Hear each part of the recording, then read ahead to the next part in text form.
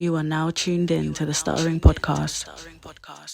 Yo, it's your boy NDO Mikey, aka Mike AWB. Hey yo, it's Sans AWB. Come on, we're here again for another episode of the Stuttering podcast. Welcome. Well, what's good? Basically, yeah, so obviously this is called the Stuttering podcast, right? Obviously, for my fellow people that have stutters, yeah, we want to let you know that having a stutter doesn't mean like you can't function in life or you can't do things that you want to do. Like, for example, I've got a list of famous people here that I've gone and done things, yeah, and they have stutters. Like, for example, Ed Sheeran, great singer, has bare songs. And the thing is, funny thing is, he actually overcame his stutter by rapping along to Eminem. Imagine that. It was that music thing that we talk about. Well, what thing? You know when we said that everybody has their own speech pattern? Yeah. So, literally, so that are we more musically inclined than other people then? Maybe still, because I actually like music quite a lot still, I'll be real. So more time, maybe still. And then another rapper here, Kendrick Lamar, he talks about using music to actually manage his stutter on that. So that's something else. And then Samuel L. Jackson, he actually had a stutter growing up. So, and yeah, even Joe Biden, Tiger Woods, Winston Churchill as well, you know. Yeah. So all these men had stars, and they still became great people in the world, didn't it? You know what I'm saying? So like, even when I think about us, even even like the jobs we've had and how what we do on a day-to-day basis. Like, for example, like we're here, we're talking on the podcast. Yeah. And we have a starter. Like even like our jobs, we talk to people on a daily basis. Yeah. And we have a starter. You know what I'm saying? Like we have to it's true, you know? So we have to do people on a daily basis. Like let's say like family, like this. What might be a disadvantage to what you might think is a disadvantage might actually be an advantage if you just if you're able to learn and find ways to overcome it. So yeah, man. So don't let no one ever like stop you. Don't let because having a star might not be everyone's disadvantage in it. So everyone's got their own disadvantage. So I say everyone should like find their own ways of coping and overcoming things in it. You know what I'm saying? So just find your path and find what's for you. And figure out what your purpose is, isn't it? Because like wherever your purpose might be, yeah, what you might think is a problem might be God's way of telling you that cool, yeah, you have to learn and actually put yourself out there more to overcome these things, innit? You know what I'm saying? So like for us being here on this podcast, like in a sense we shouldn't really be talking. Yeah. Yeah, but we're here talking our shit, you know what I'm saying? So yeah, man, good to go. Nah, I hear you still. I feel like a lot of people that have stars like us, it's more of the social setting that's kind of the thing that causes us the most problems. True, you know what I'm saying? Yeah, I feel like in our own little circles, our own little bubbles and stuff, we're fine. Yeah. But it's when you step outside and now you got to communicate with everybody else in the world that don't really know you. I mean, they have to take you at face value. Yeah. And plus, everybody's got their own shit going on as well. And some people are just not nice people. So. It's true. I think for me sometimes I realize as well, I think too much about it. Yeah. Sometimes when I think too much about it, I tend to stutter more. Yeah. Because I'm thinking too much about, like, what am I going to say? Or, like, how, or, you get me? I just think too much about it. And then preempting it. Yeah. Then I end up stuttering more time. I realize, right, sometimes it's like stalling and thinking it. Yeah. Sometimes just go to your point and just chat, man. Yeah, and whatever happens from there is whatever happens from there. And, like I said, like, even in my past, like, people have actually been giving me a lot more grace than I thought or anticipated, innit? So I say more time, like, trust me, man, it's not really a big deal. Just go, you think sometimes we just think too much about things, innit? You know what I'm saying? So yeah, man, that's all it is. Yeah, that even brings me to what I was even one of my next points, like in terms of like you going to therapy and stuff, innit? So in terms of how is therapy, do you think therapy like, helps you understand? What are you talking about? Speech therapy or no, I'm talking about that, therapy? Therapy. Oh, how was that, Jenny? It's actually quite good. Yeah. Therapy is very interesting. Someone explained it to me. It's like playing a football match. Yeah. Like imagine life as a football match. Yeah. And then your therapist is more like your coach or your manager. Yeah. You know what I'm saying? Giving you talks at halftime, training you like off the pitch. You know what I'm saying? Yeah. Like you know what I'm saying? And that's kind of very interesting in a sense of it doesn't make it seem so bad, innit? Because I feel like obviously us black people, we have a stigma when it comes to therapy, innit? And with us blacks, especially like we get it from our parents, innit? And it's just like, there's nothing wrong with you. You know what I'm saying? You just need to work harder or you just need to, or I don't know, like even when I was younger, even the thing about stuttering, it's like, my parents just tell me, well, stop doing it. I was like, same. I'll just switch it off then. Sorry, I didn't know you did it. I'll just switch it off. And it's like, I choose to do this. like. So it's like just therapy is just very nice to have that. And then plus again, I think it's the fact that this person doesn't know me from Adam as well. I think that kind of helps as well in terms of being more vulnerable as well. And obviously, man don't really like to bring race into it like that. But again, as a black man, I feel like it's important to have a black therapist because there's things and undertones that a white person wouldn't really kind of understand, or I wouldn't be able to like kind of explain to them in a way that they could actually get. So I feel like that's quite good as well. Even I would say the same thing for women as well. If you're a woman, I'd probably advise you to get a woman. So I don't think, it's not to say like a white man probably wouldn't be able to do the same job, but to the capacity of which they're able to do it, I think there would definitely be a difference. Well, not limitations, but there'll be a difference because they'll like again. No, there'll be limitations though, because for example, like a white man will not be able to understand. He might be microaggressions. That as well. Like, he might be able to understand maybe the racism about microaggressions, but he won't be able to fully get what, or fully understand. For example, like fam, we can both understand like the anger of someone that's not black calling you a nigger. You'd be like, raw, like we can understand, like yo, like, you know what I'm saying? But he might be like, why does that word affect you so much? Exactly. Like he might even be like, that's wrong. But he won't get that. Why not as mad as I am? He won't get it. Because he doesn't have the experience of what racism. Exactly. You know what I'm saying? So he won't understand a very good fully. Like, so it'll be as much as he might want to be uncatched, there's still going to be limits to his understanding, isn't it? That's actually a very good point, and I think that's very, very true. I think the most important thing that therapy has done for me, obviously, I'm still going in this process. Okay, I'll start from the beginning then. Obviously, throughout my whole life, I have been up and down mentally. Various things have happened through my life, from birth to like now, especially my teens, there was a lot of things happening. I was outside a lot. I essentially got kicked out of my house around 16, like around 15, 16. I think I spent my 16th birthday, so it was just before my 16th. So it's like, again, I love my mum to bits, and that woman did what she had to do, and like, brother, like, it is what it is. But like, I was behaving a certain type of way that for her warranted a certain type of action. You know what I'm saying? And she had other people to kind of think about. And when I say other people, it wasn't necessarily people outside of the family. Like, she had to think about my little brother and what my behavior is doing to him and how he's seeing that and what effects it could have on him. So for me, obviously, when I was younger, I couldn't really...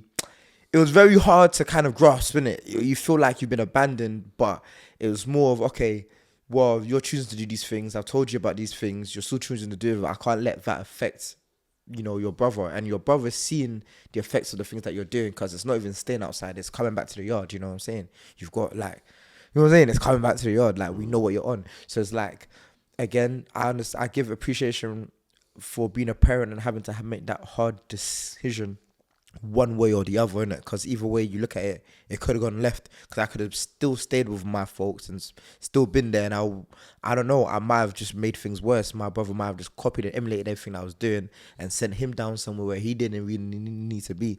So obviously at the time, I didn't have the maturity to kind of understand the decisions she was making, and I just felt like I just lost my parent, you know what I'm saying? So having to kind of growing up and having to understand that, but again, that came with time. But that's just a glimpse of things that I was been having to deal with from a very young age.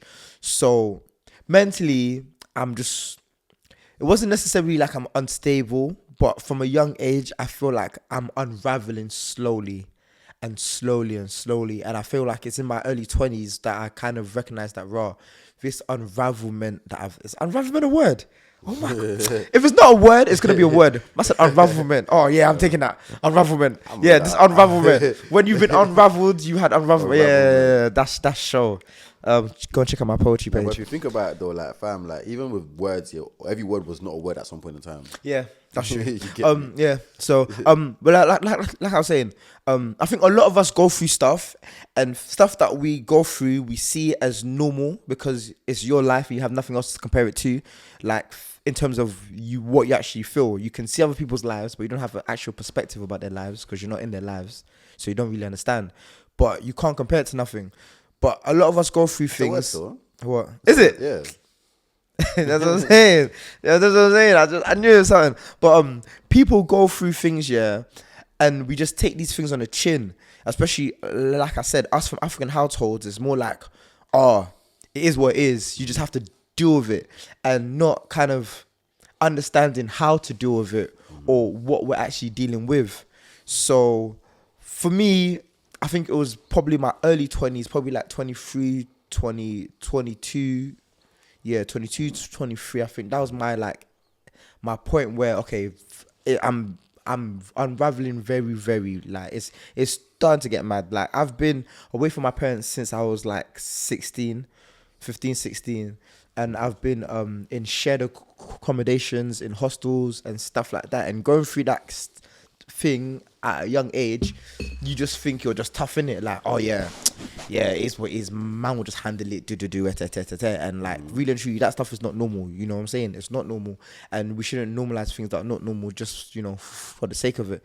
But again, at that age, you don't really know it's not. I just think, well, this is just my life, and you know, there's always someone out there that can have it worse, which is not necessarily the best way to look at it, because it kind of devalues the way you feel about stuff, and it's all right to feel the way you feel about stuff. It's all right to have emotions. Yeah, man, things are upsetting, and it's all right to be upset. You know, these things are very like. Nah, I feel like cool. Yeah, we're taught as men to like. Not even like we're not even taught as men to have emotions. We're just taught as men to be tough. Tough. Just tough. Like, but, oh yeah, you're a man. But we told toughness looks like this. Yeah. And toughness doesn't have one look. Yeah. You know, toughness has various different looks. You know, so like again, we just been taught this is what toughness looks like. It shows about being not emotionally available. Remember what we was talking about earlier? Basically, when we were talking about basically like someone dating your sister or whatever. Yeah. Talk about a patty or man. Yeah. And I just said a 9 to 5 man. Yeah. Does it because a man does a 9 to 5 doesn't mean he's a patty. Yeah, I work. Exactly, because there's Try me at work. For example, yeah, cool, yeah. Because we growing up, we were taught like cool, yeah. The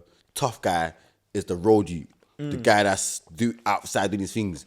But fam, sometimes, but not all road youths are tough. They're not. Some road youths are pussies, fam. And I know man that have never done a tick, that never been a road in their life yet, but you cannot chat to them anyhow. Yeah, you get me. I feel like especially when you grow up in environments and everything that we grew up in, there's always this like archetype of what the ideal tough, you know what ideal gangster or bad boy is, and how that we should kind of emulate to that to some degree. But that I think like it's a lie, man. Like you see tough guys get slammed up every day, and then you see tough guys that are beefing other tough guys, and now you're both gone. So it's like, you know what I'm saying? I feel like that kind of brainwashing is just something that we just, I don't know where we even get that from. I think it's probably just watching olders, isn't it? Probably that as well. But then brings us back to what we're saying in the car. But when you talk about pride, because pride, and toughness goes hand in hand. Okay, let me wrap up the therapy thing, and I'll make a Yeah, go on. So that's just a little backdrop. Obviously, as time go on, I'll tell you more stuff about me and how those that different things happen, how I was living, and how it's been like living by myself since I was 16. But long story short, one thing therapy has really taught me, I have a great therapist. One thing that therapy has really taught me is these things that we take so personal are not so personal. And what I mean by that is most of our behaviors as individuals could come down to our conditioning. So if you can understand a person's conditioning, you can kind of predict their behavioral patterns. You know what I'm saying? So when some person has an environment like this, it's not 100%, but it's 80% likely they will turn out like that. If you know what I'm saying. For example, when we look at this thing about, you know, being a bad boy or being, you know, on it or being gangster, like everybody likes to think it's a black thing, innit? But it's not a black thing, because when you go to other countries that don't have as many black people and you see the same social economical issues, it brings the same results because it's conditioning rather than the actual people. So it's different people going through the same conditioning that have the same results. So regardless if they're black, white, purple or pink, if you give them the same conditioning with the same in the same area, they're going to all turn out the same. So to support your argument even again, because I've been watching Peaky Blinders again, and I haven't watched they actually done a documentary on peaky because it's actually based on a real life Yeah. thing, innit? And I realized, and from what I saw is that basically it's around the time period where like a lot of Irish came over to to England, innit, or UK, but then more time they be in Birmingham, London, or wherever, And they didn't like the Irish back then as well. And you see how like they be saying that there's black on black crime, all these things, They basically went through the same thing, but with a lot of the Irish people and white people. Yeah, no blacks, no dogs, no Irish. That was the famous phrase. We forget black people, like, man, they see sort of like the violence, the poverty, all the crime that was going on in. It happened in a lot of the white community as well. Yes, because that was all that was there at that point in time. So it could show me like raw, like it's not I already knew. I knew this already anyways, but I was like, fam, it's not a black thing. It's a poverty thing. Yeah, you know it's a conditioning. Conditioning. So more time it's like if you come from a certain background or people are in a certain place where the proud of certain things. It's the same thing. Yeah, lack of education, lack of food, lack of investment, money. lack of it's all gonna amount to the same thing. Exactly. A lack of investment in the youth, lack of investment in the area. Yeah. Like even when you look at places like even forget England, even when you look at places like Italy, in Naples right now, the young G's are I ain't gonna say no one's business because I don't know no one's business. I'm just saying what the news is saying. But the young G's are being the new mafia bosses. Is it? Bro, these people are being bosses at like 22, 23, That's getting crazy. rid of the old guard. Yeah, and their generals are they're in their teens. Yeah, same. So it's like this element of gangsterism that's always included with blackness. Yeah, it's it's not not- to it's do not- with blackness. it's nothing. It's to do with conditioning. Yeah. The question I would ask is why are black people always in the same condition? Because And then we people was sit here and tell me slavery. there's no racism. Nah, But everywhere because we're we black was in the slave- same condition. Because do you understand? We've actually had if you think about like every other race and that, we've actually had a late start. No. If I could see where we are now, is due to a late start. Because then there's slavery, and then obviously racism and all these things. Man. It's a late start. We had a late start. Nah, because the reason the Asians and stuff, they've been able to have a more of an establishment and more in terms, what's the word, advantage or like maybe more resources than us because they've been here longer than us, or maybe not longer, but like they've been able to have a sense of like a starting point. I see you. Not good, but like an alright starting point for them to do what they need to do. I And we're just catching up. That's why you see our generation. I understand what you're trying to say, but it's not. No, but I think about our generation, we have more people that are doing well. I hear what you're trying to say. I understand the point you're trying to say, but when you say late start, is the assumption that everyone was just doing stuff and we just started. No, the reason because we were held back. So it's not a late start then. So in a sense, it's a late start. No, it's not because the reason why it's a late start, because a late start would assume that we were just and maybe it's the choice of words. And furthermore, Pardon me? we had that stuff previously. What do you mean?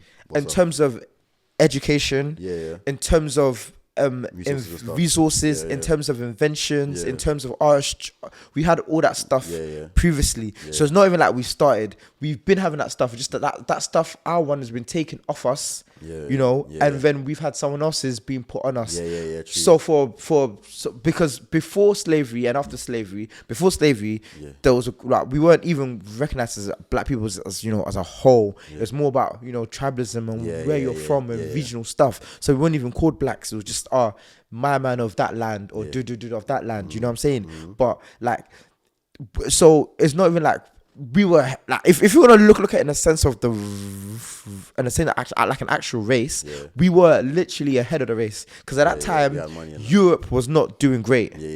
Europe had plagues, people were dying, they had no sanitary ways of getting rid of waste. Like there's writers at the time that talk about how dirty the streets of London were and how infections and stuff like that. People taught white people how to like bathe and shit. Yeah, the Moors through Spain. Spain crazy. has a rich black history, but that's quite mad because a lot of Spanish people are racist.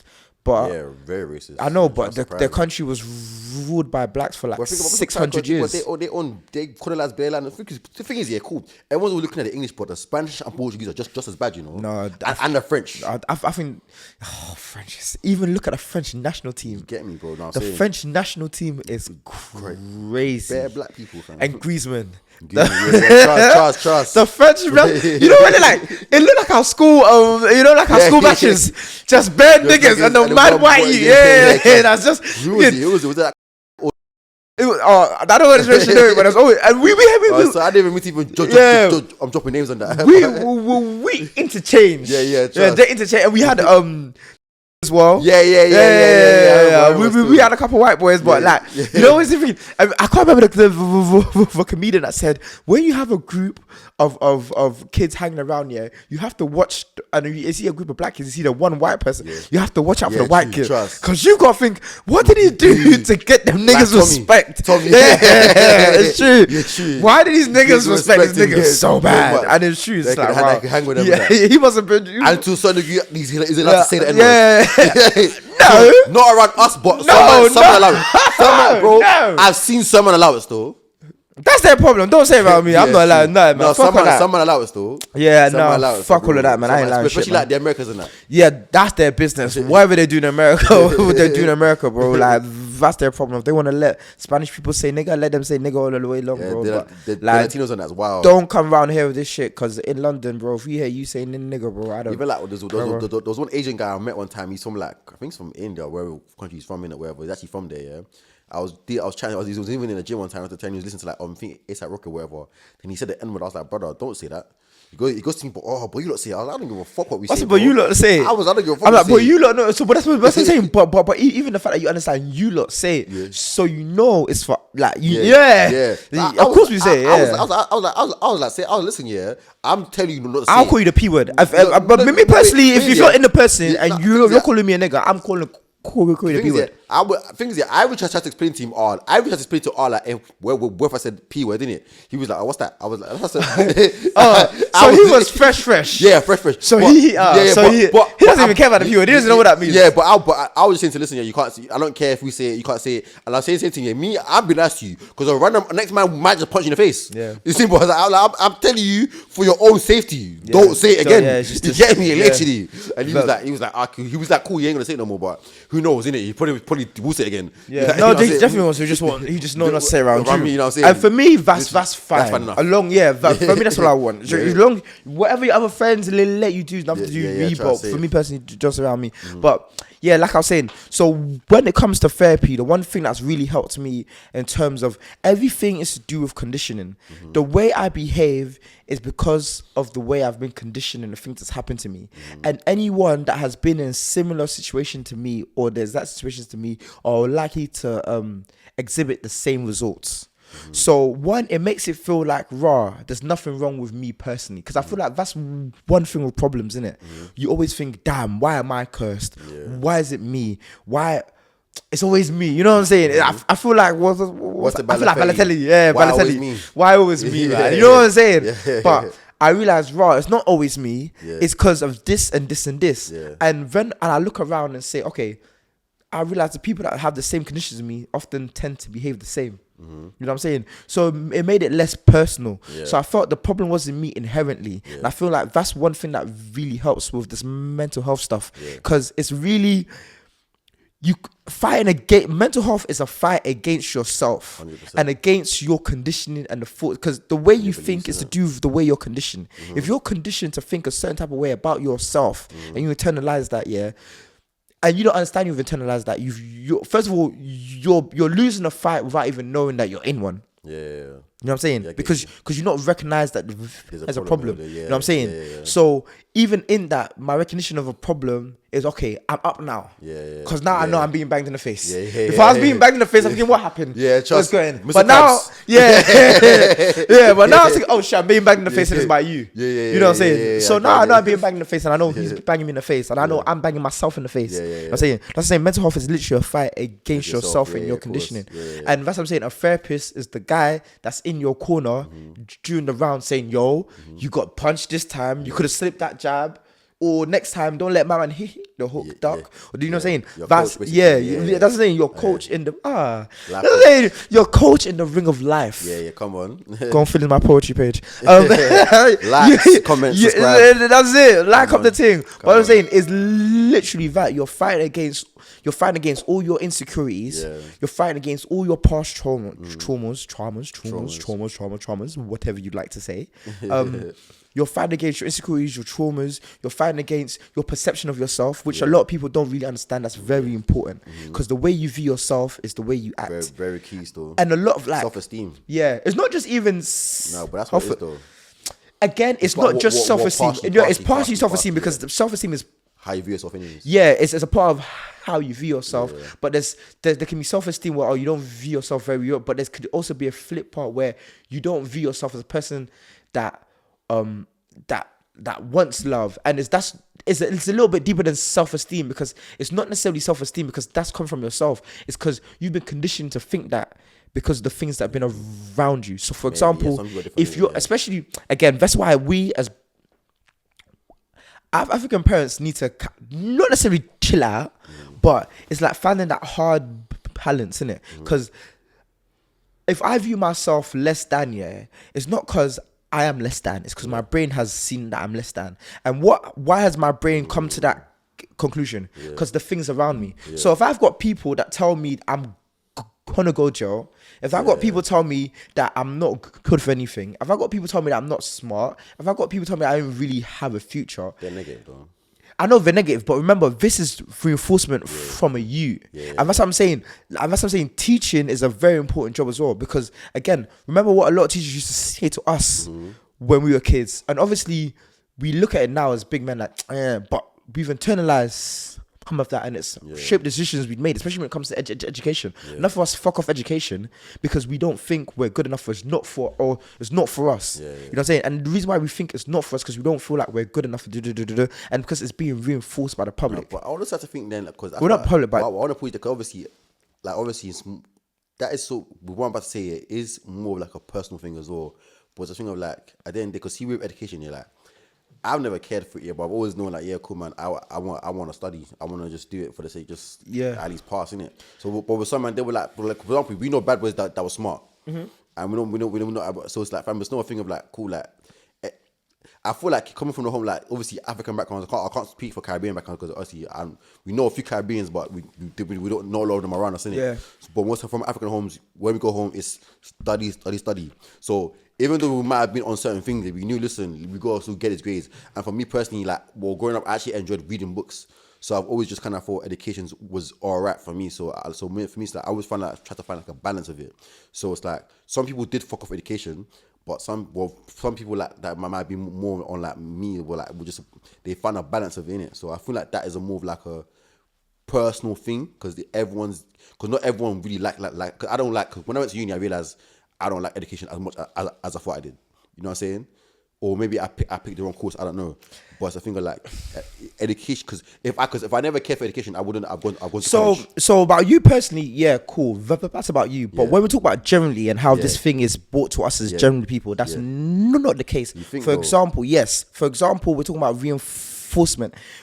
Again, where are these highly educated black men reinforced in society that you see? Well, actually, it's much. I know now, innit? And that's why I had to stop myself, because me and you would be part of that. Yeah. But when we're talking about 15 years ago or almost 20 years ago, when me and you were that young, it weren't like that.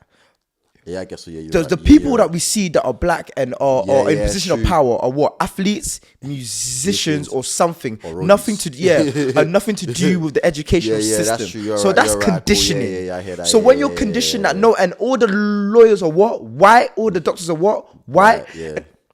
We knew. So conditioning. So we're conditioned to, you know what I'm saying? Then you have that external condition within society, within not a racist society, but a society that has racism in him. And then you have your parents telling you this is your shit. But there's like, how this is my shit? Where all the people I'm seeing that are rich and look like me are not doing half the shit. Yeah. So again, how conditioning affects behavior. Yeah. So that's what I'm trying to say. And this is why therapy is really important, because it makes it a bit lighter for me, because it's not me. It's conditioning. And that doesn't mean you shouldn't take responsibility.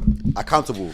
Be accountable. Don't be a dick. Don't say, oh my God, it's my conditioning. Don't be a prick and say it's my conditioning. Because you... And this is what separates us from animals. We as human beings have the consciousness to think about the things we do and have the consciousness to change the things we do and discuss things and have conversations that change ideas and change behaviors. So when people talk about our natural behavior as animals, why doesn't a lion think about becoming vegan?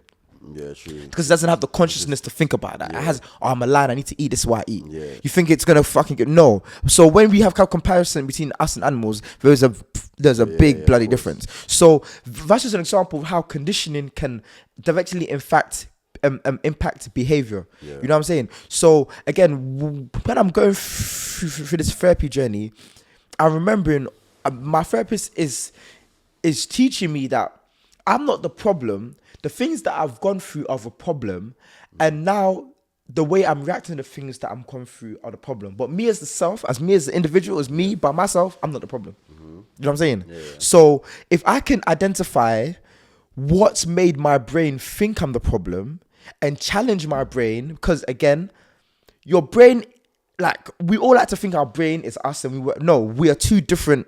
And your brain works by itself. Yeah. You know, your brain is different. But like, we think you and the brain, no, the brain works by itself. Like, trust me, the brain works by itself. So the brain is telling you. So okay, for us. So if you're coming from an abusive home, yeah, and you have your parents telling you you're not gonna be much, or you have things telling you that you're not worth much, your brain, whether or not you like to admit or not, you're going to internalize that.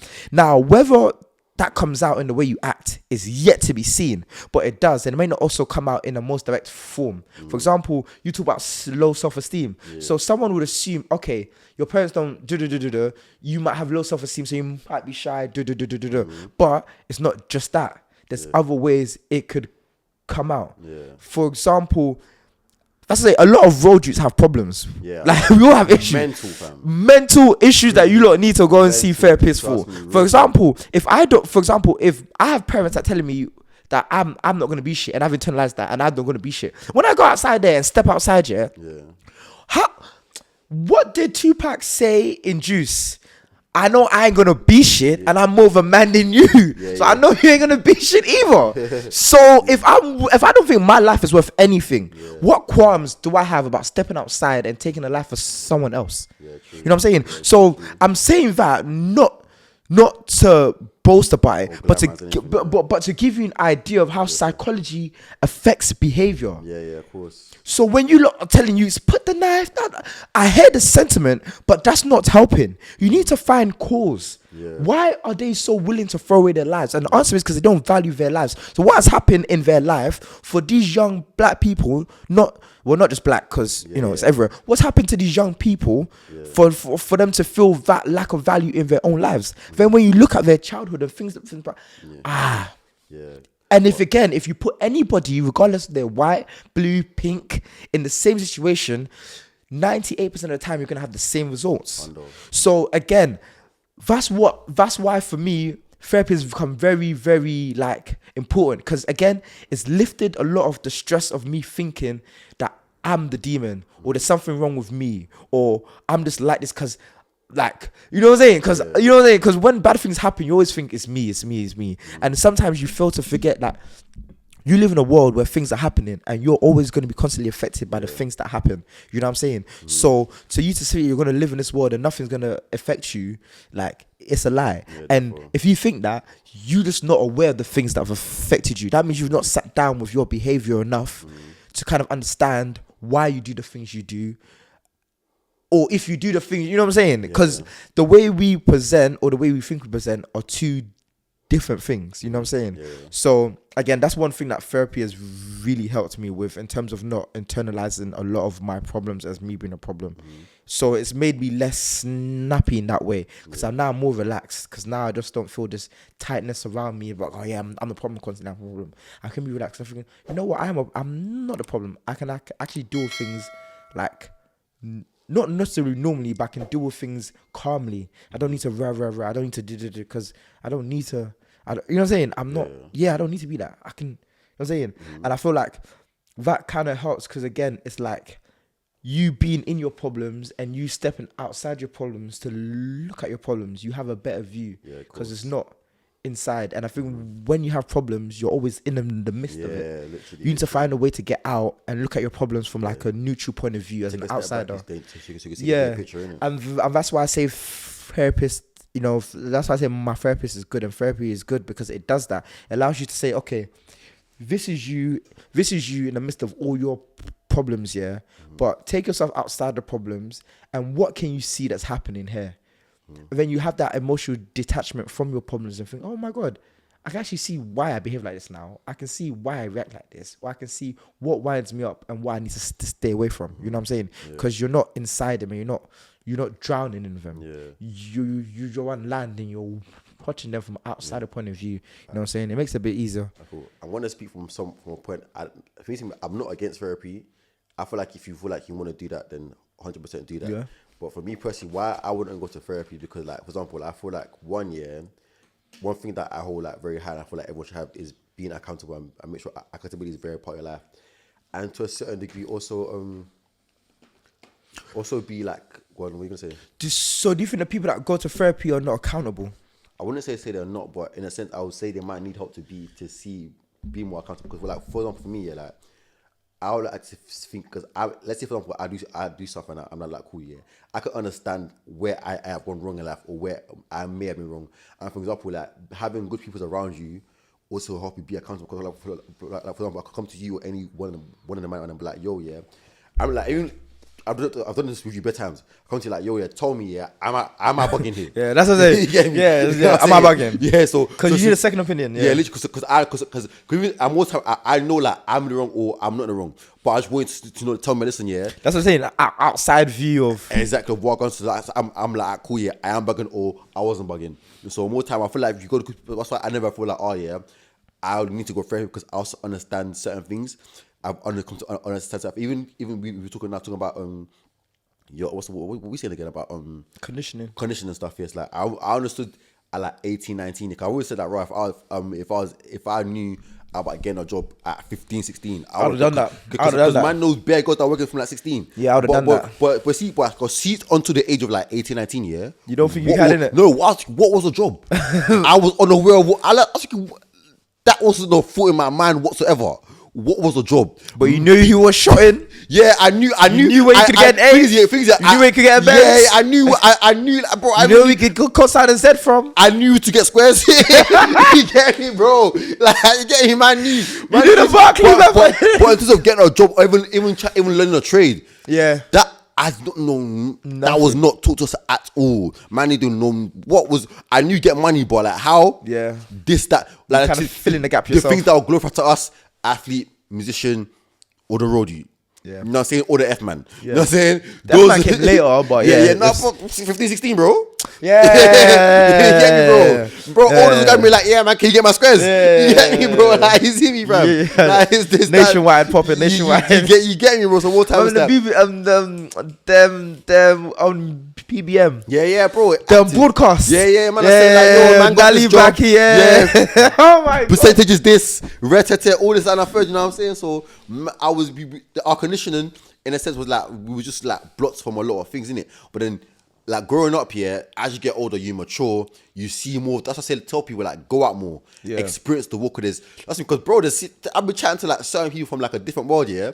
I'm like, rah, we grew up differently, fam. But I like that because it's an output, and it always lets me know that, rah, there's more to this world than how you grew up, or like how you conditioned to be in it. So, which is why I say, like, I'm not feel like I need, because I'm actually someone that I know people from different walks of life. So having these type of conversations with them, or just even just being open to new things in this world, just having an open mind, allow me to be able to have access to new things, to, in a sense, better myself, and maybe help them better people that are around me. So I can be like, yo, listen, you ain't gotta move like that, or you ain't gotta do that. You know what I'm saying? So in terms of like, so I won't say I don't need therapy, but I would say, like, in terms of the people I have around me, it makes me feel like cool. Like, if I'm just on bullshit, the man will call me out, or anyone I'm around will call me out. You know what I'm saying? So I hear what you're saying, but I feel like the things that you're saying are more to do with, obviously it's all entwined, because I was gonna say therapy is more about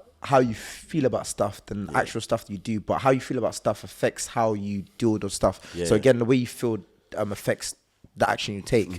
So I hear what you mean. I feel like for me, it's because I personally think I was so emotionally unstable. The reason why I know I was emotionally unstable, because brother, if I just know I am in it, because I shouldn't be reacting to so many things so frequently. That's not a person with emotional regulation. Yeah, pride. You know what I'm saying? Pride, who else talk Well, about? yeah, we'll talk about pride. But what's it called? The emotional. I know if I'm not emotionally regulated, that's an issue. You know what I'm saying? Yeah, And that's how I know that I need help, because I can't be doing this so often and think it's normal, because it's not a normal. Like, people are living life and not. You know what I'm saying? And then plus, I have like parts of like those times where I was just heavily depressed, as in, brother, I didn't want to go nowhere or do nothing. You know what I'm saying? And even when I was going, ironically, that time was not even when I went to therapy. I've only gone to therapy recently. And that happened, that dark time probably happened like what? I wouldn't say, probably in my early like 20s, so like 20, like probably like 21 till about like 23, 24ish, you know what I'm saying? And I didn't even go therapy then. And obviously I tried to, but obviously if you ain't get bread, and it's like it's expensive, but there's ways around it. Obviously your local council and stuff, obviously, but for me the waiting list was too long. That's why I fucked off. That's why I say, like, cool, back to like conditioning and like how we're raising everything. So it's like, fam, obviously, I'm sure there should be a way to get like free like therapy sessions. There is. That's what I'm doing now. But like by I said, by the council. But like you said, but the waiting list is long and all these things. So my question to you is like, is therapy a luxury? Yeah. Because 50 Cent, depression is a luxury from people like us. No, it's not. Because like, fam, because you to be able to be upset and all these things. Therapist. Bro, he's like, brother. I know, obviously, but I could. No. Disregard him, innit? No, it's not about disregarding him. Yeah, it's about. I know what he's saying. He's saying, don't give up. Yeah, that's all man trying to say. Trying to say, don't give up and grind. Yeah. That's what he's trying to say. Yeah. But he's not saying it the right way. Not even he's saying that in the right way, but he's not accurate about the things that he's not saying. For example, being depressed is not about just feeling sad. Yeah. Like, I can't explain it to you, but imagine. I've been depressed before I get it. Yeah. So it's like, this is one thing that used to really. Brother. Like, imagine being a prisoner in your own body. Trust you, bro. That's what depression is. Like, for example, I live in a Bay Area, right? My local shops, or like my local Tesco, is in a Bay Area. So even going to the shops here, I'm seeing everybody. Brother, when I say there was a good chunk of time here where I did not want to leave my yard, bro. I stayed in my yard and I starved myself, I think that was a point, I think you probably remember the point where I was bare skinny. I didn't used to go out, The reason why I didn't used to go out, because I just didn't want to see people. Being around people made me physically anxious. And when I say physically anxious, is I can't make eye contact. I can't look at them because and there's no explanation for that, bro. And that's the thing about explaining things like mental illnesses or mental problems to other people. There's no way I can tell you how I feel, because you need to feel what I feel to say, I get it. And as long as you don't feel what I feel, you can never. So when people are saying cheer up, it's not about being sad, because everyone is sad, and you as a sad, you can be sad and shit. No, it's about the way you viewed yourself and your own skin in this world that you're in. That's what that is. So it's not as surface level as I'm upset because my parents didn't love me. No, it's not I'm upset because my parents didn't love me. But it's how was that unlove shown, and how did I react to that unlove, and how did I take that as a child? So it's a bit like everything that people mention about depression is very surface level in terms of, like, let's say if you're digging depression, like being sad is like 1 foot of a 6 foot grave. You still got 5 other levels here that are very much more deeper, than there's a surface level of just being sad. And that's why when a lot of people just don't get it, and it's fine. But one thing you shouldn't do if you don't get it, you shouldn't force someone, because I don't know if there's a cure. There's no cure. You know what I'm saying? It just happened. Like, you have to be mentally strong. I'll be real. But even people that are mentally strong, they still break. No, they break, but like I said, there's no cure, but it's your mental like food. Like, for example, like for me personally, what I was given was like, fam, just keep the motion, and just keep going to the gym. Don't let just Gym because you have to did just help. you have to keep fighting it, bro. Yeah, but You have to just keep fighting but it, bro. it ain't gonna happen overnight. yeah. Trust me, it ain't gonna happen overnight. But you just gotta keep fighting it, fam. But that's what I'm. Little wins on that. Yeah, that's what I'm trying to say. Like, there's no. I can just wake up and feel. You know what I'm saying? Of course not. It's the constant time. need to. It's a constant need. Not to say I've checked out. Mm-hmm, You know what I'm saying? Yeah. Because to be honest with you, if you're depressed and you're alive, you've not checked out yet. You're still in the ring. I was so mad though. Like once You I checking would out, say, you walking out the ring. trigger- Even if you throw your trigger warning, yeah, or whatever they say. I'm about to say something crazy.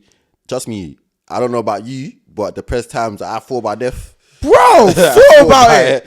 So Bro. trust me, I didn't check out, but I definitely Brother, I was brother, like, where, brother, trust me, bro. Those were the times where I was on. Listen, brother. I've sat trust in me, my bro. room. I've sat in my yard, Boy, bro. trust me, you ain't want to see me them times. Bro, still, I've I'll sat be in real, my fam. yard, and it was literally a one phone call that stopped me from checking out, bro. So when you say like, bro, like, and the thing that's so like. It's just the fact you can't explain it. You can't. It's not. I can't say it to you in a way where I get what. There's no like. I can't tell you what that feels like. Can't tell you what it feels to be mentally trapped in your own body and not liking your own like brother. Yeah. And it's not like again. Everyone tells you, oh well, just cheer up or just change your outlook on life, That brother. piss me It's off, man. deeper than that. Trust It's me. not just I've had a bad day, so I'm a little bit upset. It's deeper than that. It's about to do with your conditioning, the way you view yourself, and that's what I'm saying. Yeah, that's why a child's childhood is the most important time. Very important, because still. whatever happens there sets the foundation to what type of person they will become and how they act in society and how they view society. If you know what I'm saying. Yeah. So with us, yeah, if we're going through all like even when you think about people that are on the road, yeah, like the level of aggression or the level.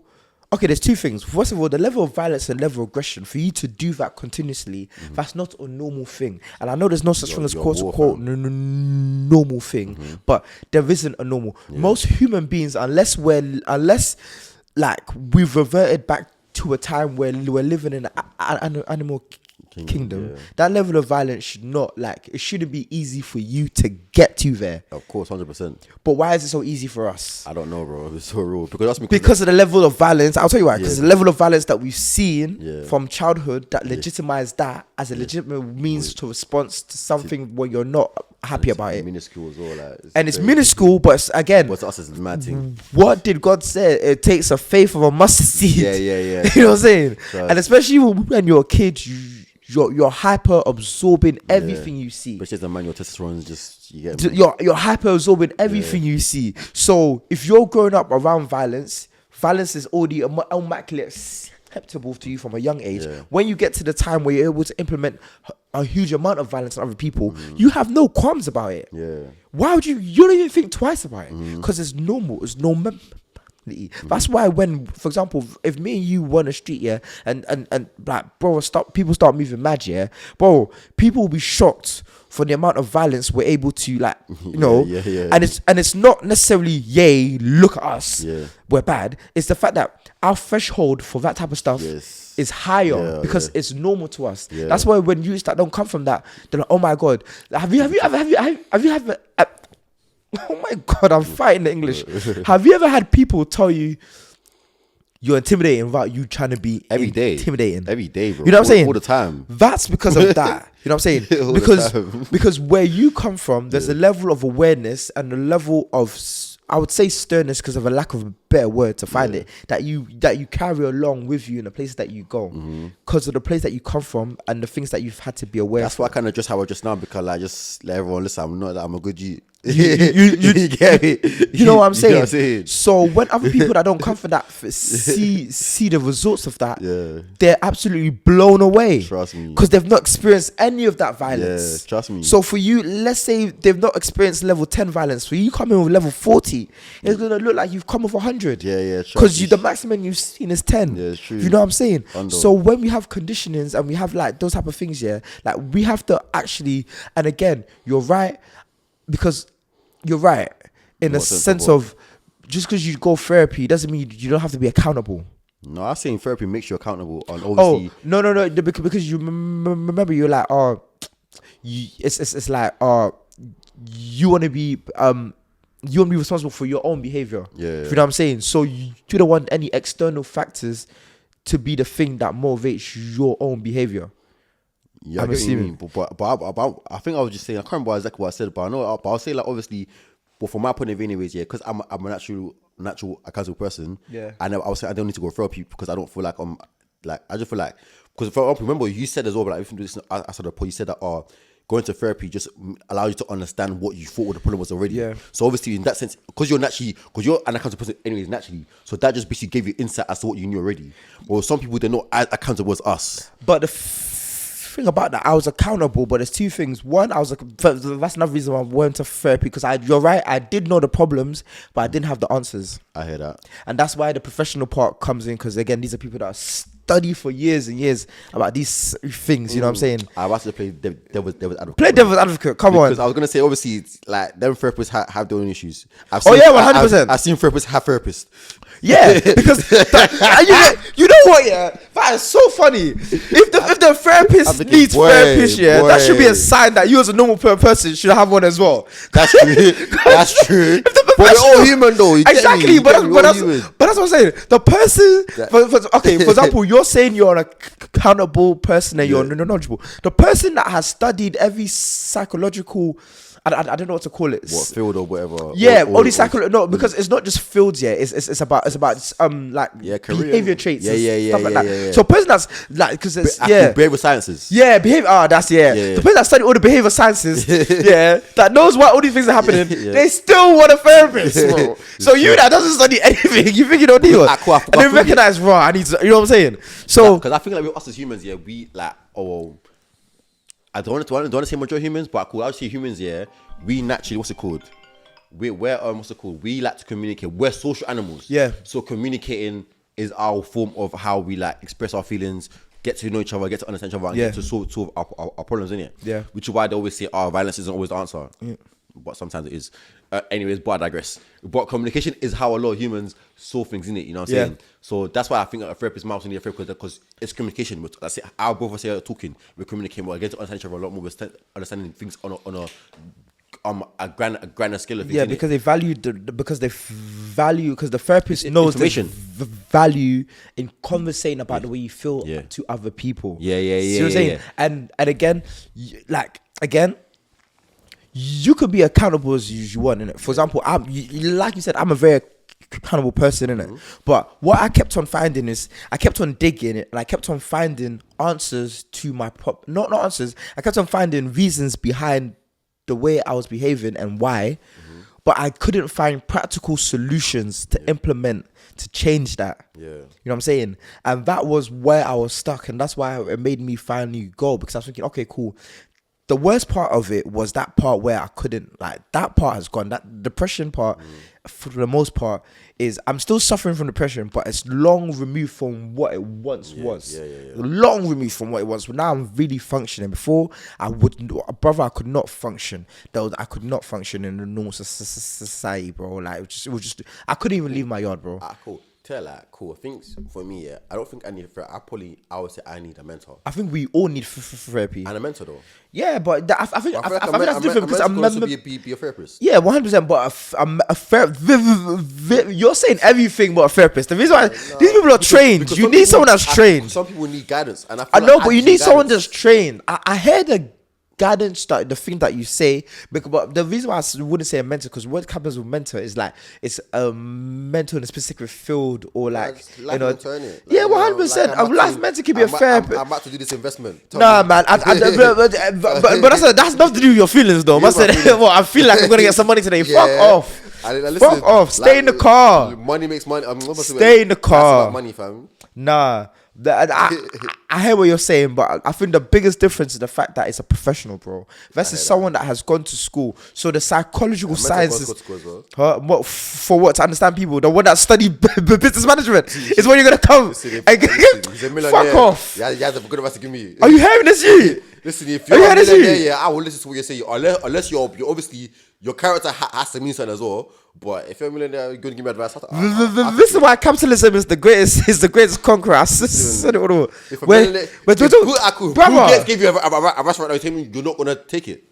Not when it comes to my feelings and how I feel about stuff. No, I'm not gonna even talk to him about that. I hear that. I'm gonna tell him how you get his money on. I hear that. But we're talking about feelings now. So you saying you're gonna get your mental like Bill Gates is irrelevant because it has nothing to do with your feelings, and that's why it's important to get a professional. Yeah, I think about money too much. That's your problem, and you need to talk to your therapist about that. if anything, you should think about that. I know. Think about that. I know what my problems are. Anyway. What's your problems? Go ahead. I like money too much. What? Why do you like money?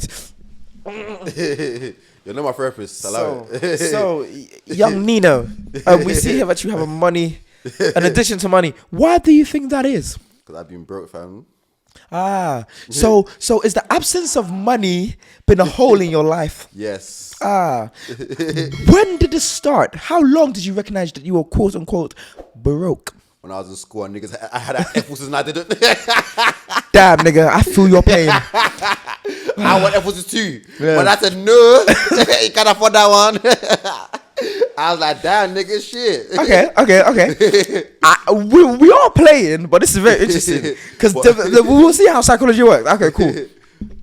How did that make you feel as you? Cool, yeah. Word to pour a paper, yeah. Like, being broke helped my confidence in it. So I never like. The thing is, I didn't need money to be cool. But I didn't need money to be the man that I am. But it helped, right? But it helped. So like, because in terms of, for example, we always talk about this. We were getting girls before money. Yeah. So it never really meant about the money. But but there's a certain level of confidence that having money cool safety. It makes you feel safe. Do you feel like you were unsafe growing up? And how regularly did you feel unsafe, if you ever did? Wherever I had money, listen, our ends was unsafe regardless. So we had to just every day we have even go to make it home that day. Wow. Hey, what real shit. I grew up in our time, yeah. We stepped out here just hoping. Today we ain't getting into no passer. Today I just hope I didn't get shanked. Exactly, literally.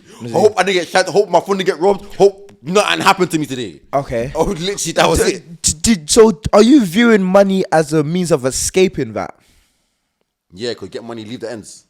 Okay. You take yourself out of situations. So do you think, as long as you live in the area that you do live in, are you always going to feel that level of unsafe and insecurity unless you have a certain amount of money that you can move out? Yes and no. Is that where your love of money is coming from? Is the fact that you don't have security in the area that you live in? Not having no security, like money makes me feel secure. Like, for example, because Mozzie, yeah, the rapper, I said it's the best in it, yeah. These were his words, yeah, quoting, yeah. When I ain't have no money, it was nigga, fuck y'all, smoke you. Now I got money, it's like, what's the problem, nigga? Yeah. When you have money, yeah, when you have some sort of income, yeah, you're like, that ain't worth it, man. Let me chill out.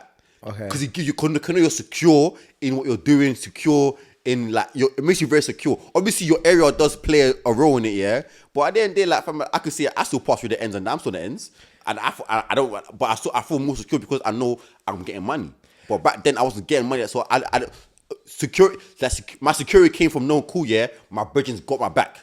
Okay. Because obviously the end is more about. No, but I'm talking about internal security in terms of being able to, have comfortability and rest and not have too much of a, Yeah, actually, I hear that. So not necessarily safety in terms of physical or harm, but safety in terms of, okay, I have a place, I have a roof over my head, I have food in the fridge. For me, and I have a warm place to stay. For me, because being the oldest, like the oldest son and the oldest grandchild, and obviously being a man on top of that, provide. Yes. So I always thought to myself, listen, get money so you can provide for whatever it could be or whatever it may be. So that made me feel secure. But knowing I can provide makes me feel secure. Do you think you equate money to your value in society? Yes or no? Okay, explain that. Yes, in the sense of like, cool, like you need to make money. Cool. Money doesn't make you cool. Money doesn't make the man, but it lets you be the best that you can be. Okay. So in the sense of like, cool, money doesn't make me, but money allows me to do things like that. Money gives me freedom. Money allows me to make choices. Money allows me to provide for my family. So it doesn't. So what was the question again? What part? I can't answer. Cool, Wait. I was saying that what's it called? Does the money make you or the man make the money? Basically, No, which is what your man answer. makes the money 100%. Yeah, like, definitely. We've got, like, obviously with some men the money makes them. Yeah. But I'll say for the man, them, I'll be real. Like, Okay. Like, fam, the money doesn't make us in it. We make the money. Yeah. But the money does help us become more of ourselves. Like, for example, me personally, I like money because I like freedom. Freedom is a big thing for me. Okay. So for me, it lets me be free. Lets me know if it's freedom of I can do what I want, go where I want, help whoever I want when I want. Like, for example, like if my mom asking me for money now, I ain't gonna be like, oh, mumsy. I'll be real. One time I was 19, my mom needed money. I couldn't give it to her. I cried. It brought me to tears. I couldn't give money to my mum. Okay. So, bruv. Okay. Since that day, I said never again. Okay. I'm on this money thing. You get me? Like, so be a minute. Like, I've been on that still. I'll be real. Okay. So how are you in terms of your emotions? Oh, I'm emotional available. Anyway, I don't get that. Like, what? the reason why I was asking that is because I find a lot of us swap money for emotions. In what sense? What do you mean? In a sense of, okay, I have problems, but fuck it, I'm gonna get money. You know what I'm saying? That's from the ends. Huh? That's man from the ends. Yeah, I know. That's like we focus. This is what I'm trying to say. Our focus is solely on that security and safety of money, which equals, like things you said, not just freedom but security. Because to be free, like you need to be secure first. You know what I'm saying? And most of us don't even have security. You know what I'm saying? So like the first thing is security, and because most of us have never really had that growing up through one way or another, is that why this constant need to chase guala. And it's that constant need to chase guala and money take away for our human parts of us, because again, if we're using all this time to go and get money and focus on the money, where's the time to focus on us as people and our emotional stuff? Because there isn't. Cool. Back to cool. Now I understand what you meant about the emotional side. I wouldn't say I'm emotional or unavailable, because I realize I do have emotions in it. But as I feel like I would say emotions then goes a little bit hand in hand with morals and principles in it, because I would say like my morals and principles will not allow me to do certain things, because obviously because I have a heart. For example, like I'm not gonna do what you dirty for no reason, unless or like for example, like if I won't do nothing to someone unless they've given me a reason to. So it's like my heart wouldn't let me just do you wrong. So like the emotional side of me, like from the times that I'd be like raw, like my heart's like, nah man, you can't do that, or nah man, I lie them, like they ain't done nothing to you. You know what I'm saying? Even bro, I've seen a fox, I can't even run over a fox unless like fox ain't done me nothing. So I would say like my emotional side is there, but I just may not understand my emotions as much as I would like to, because growing up we didn't really have time and the security and the freedom see the circle to learn, and that's why you need a therapist, because that's the time you're meant to be doing it, and we don't have time to do it. That's why pride, because growing up here, our thing was more about pride and being tough. Like you can't, like the only emotion most time we shoot, we might laugh and that joking about. It's either happy or it's either happy or smoky, or happy or there's not like a normal just set level. And even happy it's hyper more happy. Not even that, it's more like the mandem, like you're very tough at mandem, because outside of them it's tough. If I don't know the man, tough look. If these men aim my virgins, I go show them I'm tough. You know what I'm saying? Even with certain gal, you go up tough. You know what I'm saying? Like, bro, I promise you, like, one time I had sex I thought to go to Snap Capone, bro. She was like, what you on? Like, let's play Snap Capone. What? She was like, you're being to Snap. It's the Snap Capone. Hey, bro, that's how emotional available blood, bro. I was a lost, bro. I had to, That's an excellent finish. In my defense, I was 16. Oh, my bad. I was 16 in it, but still, like that just shows. Wait. So you even talk about 2016 Snap? I was 16. No, we were 16 in when? 2011, 12. Yo, yeah. you're listening to S1 Snap while you're. This guy's a criminal. I was a young youth. What? I was a young youth, man. You're listening. First of all, that nigga didn't even have instrumentals like that back in the day. Listen, It was it was this link up TV.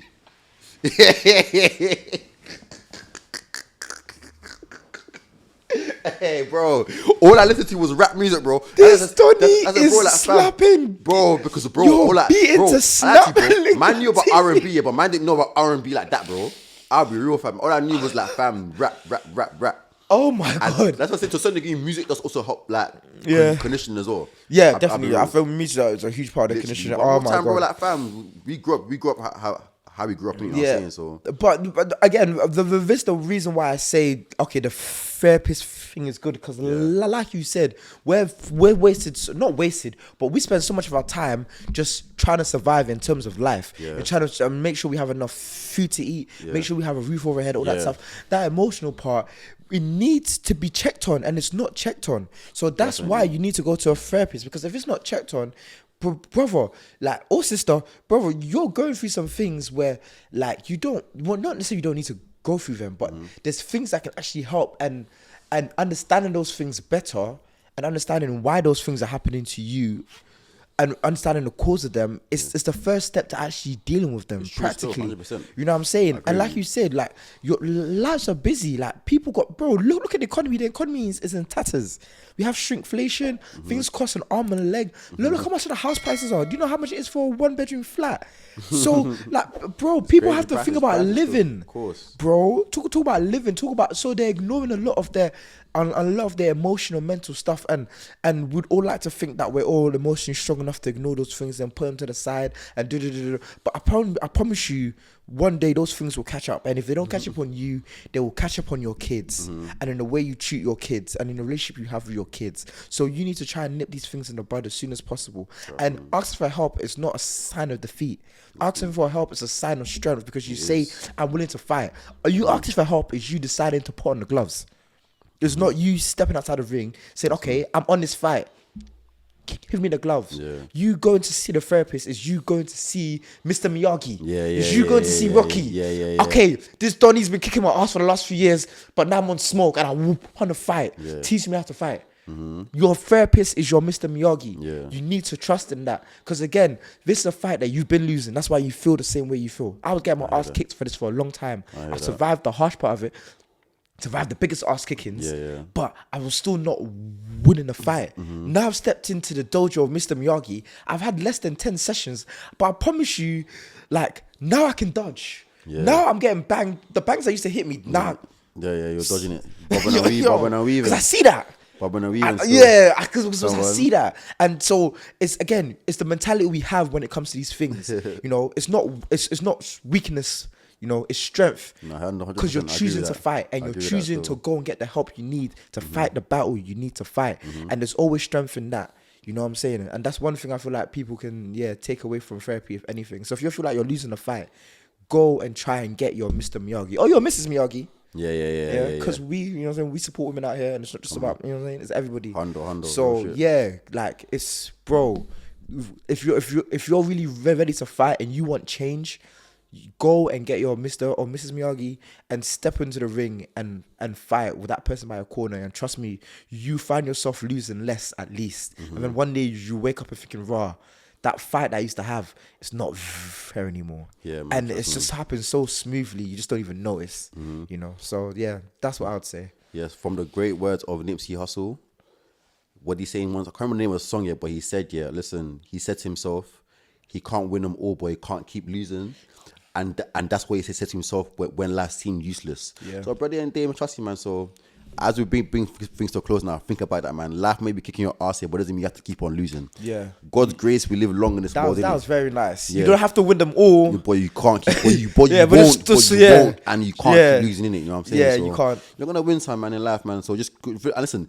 The little wins could be something as you woke up today. You got dressed, you ate food, you went to the gym. That's how it started with me. It started by actually eating, because I didn't used to eat, like, because again I couldn't eat, you know what I'm saying? So I was waking up and not staying in bed. Even if I stay in my yard, I'm not in bed. I'm walking around the yard. Doing then that something, moves to, okay, I'm not just in the yard, I'm walking around, even if it's not even to the shops, but I'm walking around the block. I'm walking around, you know what I'm saying? Cool. Again, activity, bro. You know what I'm saying? And then what you said was so that literally hits the nail on the head with therapy. Like you may not be able to win every fight, but like, at least stop losing all of them. You know what I'm saying? Literally. So trust me, man. That's it, man. Yeah, I think is that us? Yeah, that's it, man. Literally. So this is the Stuttering podcast. Yeah, man. It's Sans AWB. Your boy Mike AWB, aka NDO Mikey. Yeah. Oh yeah.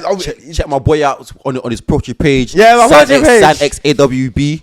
Get me, we're outside, man. Trust me, 2026, we're outside, man. Doing it big, better, and everything. You know what I'm saying? What's good? I see a lot of people. They see him in the street. They say they like the podcast, Come on, man. and I love the support. Come but on, man. please, We love it, people, remember, like and share, because that's comment. how other people are seeing it. And please follow the page as well. Yeah.